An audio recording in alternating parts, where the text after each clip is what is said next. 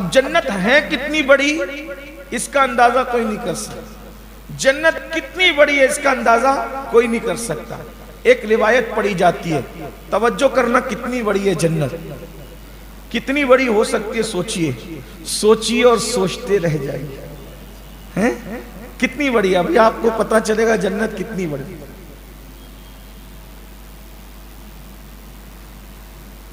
حضرت جبریل علیہ السلام،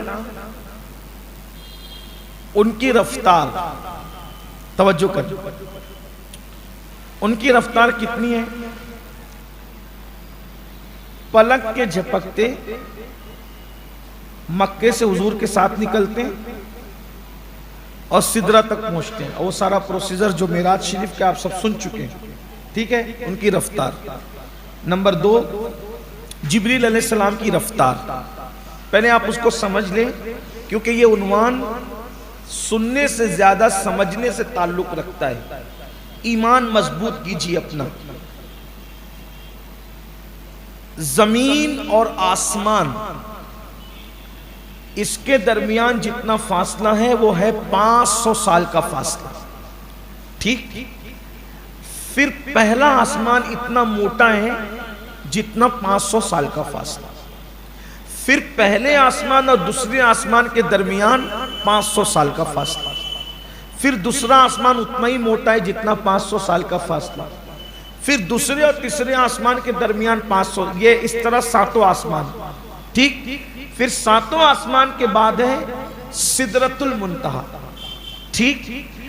اب جبریل علیہ السلام سدرہ سے، یعنی ایک اندازہ کر لیں آپ کہ 4000 سال کا فاصلہ، 4000 سال کا فاصلہ جبریل کتنے ٹائم میں طے کرتے اس کو سنیں آپ۔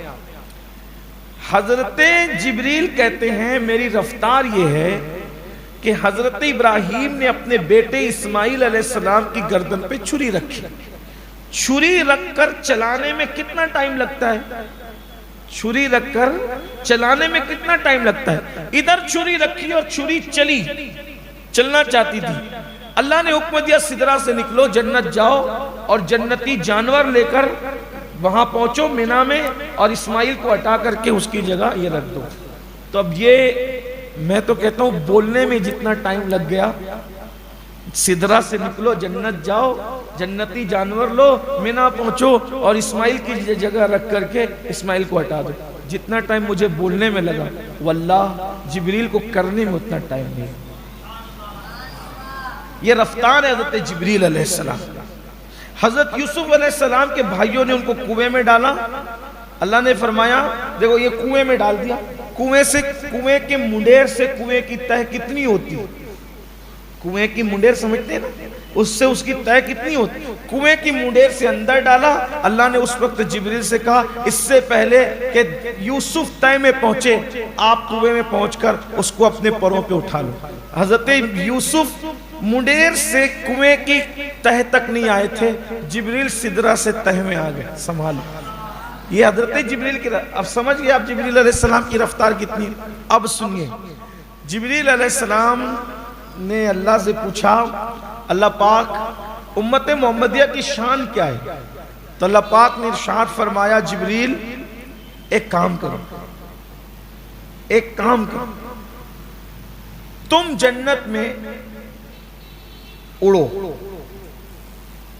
اڑتے رہو۔ حضرت جبریل اڑتے رہے، اور روایت میں آتا ہے کہ 70 سال تک اڑتے رہے، جو پلک میں جھپکتے 4000 سال کا فاصلہ طے کر لے، جب وہ 70,000 سال اڑا ہوگا تو کتنا اڑا ہوگا؟ کتنا اڑا ہوگا؟ اور جبریل امین اڑتے اڑتے اڑتے اڑتے اڑتے جب تھک گئے تو تھک کر کے بیٹھ گئے جنت میں، اور جب بیٹھ گئے تو اللہ سے پوچھا اللہ میں نے کتنا فاصلہ طے کیا؟ 70 سال میں جبریل کی پرواز۔ اللہ نے فرمایا جبریل جتنا فاصلہ تم نے 70 سال میں اڑ اڑ کے طے کیا ہے، امت محمدیہ کا کوئی بندہ خلوص دل کے ساتھ جب سب سو جائیں اور وہ اٹھ کر 2 رکعت تہجد پڑھے، تو میں اس کو اتنا حصہ جنت کا عطا کروں گا، 2 رکعت پر اتنا عطا کروں۔ آپ غور کریں، پھر پوری زندگی کی نمازیں، اور پھر وہ فرائض، پھر رمضان شریف کے روزے، پھر عمرے، پھر حج، پھر کلمہ لا الہ الا اللہ، پھر صدقہ، پھر زکوٰۃ، پھر تقریریں کرنا، پھر تقریریں سننا، پھر نعتیں پڑھنا، پھر نعتیں سننا، پھر درود پڑھنا، درود سننا، آقا پر سلام پڑھنا، سلام سننا۔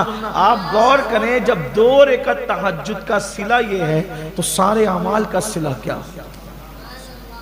یہ جنت ہے، اور یہ جنت کی نعمتیں ہیں۔ اب آپ بیان اندازہ کریں کہ جب 2 رکعت پر جنت اتنی ملے گی اور ایک آدمی کو اتنی ملے گی تو پھر اوروں کو کتنی، یعنی عام آدمی کی جنت یہ ہے تو پھر اولیاء کو کتنی جنت ملے گی اور کیسے ملے گی؟ پھر صحابہ کو جنت کس سے ملے گی اور کس شان کی ہوگی؟ پھر انبیاء کو جنت کیسے ملے گی، کس شان کی ہوگی؟ اور پھر سید الانبیاء جس درجے میں ہوں گے پھر ان کی جنت کیسی ہوگی اور وہ کس شان کی ہوگی؟ یہ ہے۔ تو حدیث پاک میں آتا ہے کہ جنت میں 100 درجے، اندازہ نہیں کر سکتے، عقلیں پھیل ہے، حساب پھیل ہے، ریاضی پھیل جنت میں۔ بلکہ جنت میں جو ایک ایک درخت ہے، ایک ایک درخت جنت کا اتنا سایہ دار اور گھنا ہے کہ اس میں 100 سال تک کے کوئی گھوڑا دوڑاتا رہے، 100 سال ختم ہو جائے اس کا سایہ ختم نہیں ہو سکتا۔ ایسے بڑے بڑے جنت کے اندر درخت ہے، اللہ اکبر۔ اور پھر اس کے دروازے، ایک دروازے کے ایک کنارے سے لے کر دوسرے دروازے کے کنارے تک 70,000 سال تک کے جتنا دوڑے گا، ایسے بڑے بڑے دروازے ہیں۔ لیکن جب مومن لوگ، ایمان والے جنت میں جائیں گے تو وہ دروازے جو ہیں ایک دم ایسے ہوں گے کہ لوگ ایک دوسرے سے بالکل چمٹ کر چل رہے ہوں گے، ایک کے مونڈے سے دوسرے کا مونڈا لگے گا، یعنی اتنی کثرت سے لوگ جنت میں جائیں گے، ان کے مونڈے چھل رہے ہوں گے بلکہ چلتے وقت، اندر جاتے وقت۔ یہ ہے۔ پھر تو حدیث پاک میں وہ عرض کر رہا تھا کہ حوریں کیسی، حوروں کا ذکر کر رہا تھا، بیچ میں یہ تذکرہ آ گیا۔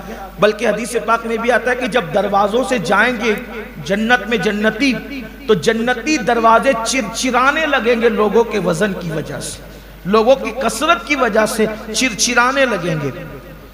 اور اس میں ہر قسم کے جواہرات کے محل ہیں، اور ان محلوں کی شان یہ ہے کہ ان کا حسن باہر سے بھی نظر آتا ہے۔ یعنی آپ کوئی بھی عمارت دیکھیں، جیسے ہماری یہ مسجد دیکھیں کتنی خوبصورت بنی اپنا مرکز، لیکن باہر کھڑے رہے تو اندر نظر نہیں آئے گا، اور اندر کھڑے رہے تو باہر کا حصہ نظر نہیں آئے گا۔ لیکن جنت کی خوبصورتی یہ ہے کہ سبحان اللہ، وہ ایسا صاف و شفاف ہے کہ باہر کھڑے رہے تو اندر کا پورا حصہ نظر آئے، اور باہر اندر کھڑے رہے تو باہر کی پوری عمارت نظر آئے، اندر سے ہی نظر آئے۔ جیسے ہم یہاں کھڑے ہیں، گنبد نہیں دکھتا، اوپر کا حصہ نہیں دکھتا، لیکن جنت میں ایسا نہیں ہوگا۔ اندر ہے تو اوپر کا پورا حصہ نظر آئے گا، اور باہر ہے تو اندر کا پورا حصہ نظر آئے گا۔